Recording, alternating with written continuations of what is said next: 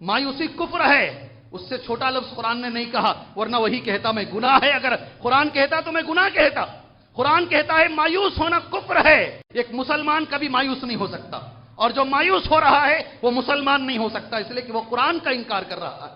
اور قرآن میں اللہ فرماتا ہے بے شک اللہ کی رحمت سے کافر ہی جو ہے مایوس ہوتے ہیں، جو مسلمان ہے وہ کبھی رحمت الہی سے مایوس نہیں ہوتا۔ کوئی بھی صورت آ جائے ہمارے سامنے، موسیٰ علیہ السلام سامنے سمندر ہے اور پیچھے فرعون کا لشکر ہے، ساری قوم پریشان، ساری بنی اسرائیل پریشان، تانے مار رہی ہے پیغمبر کو، یہاں کیوں لے کر آئے ہمیں، یہی جگہ ملی تھی مارنے کے لیے، کوئی طریقہ ہی نہیں دکھ رہا ہے۔ مگر ایک پیغمبر کہتے ان معی ربی، سامنے لشکر کو دیکھ کر بھی، اور یہ توکل ہے ہر مسلمان کو، اب اللہ کی ذات پہ توکل بڑھانا ہے، گھٹانا نہیں ہے۔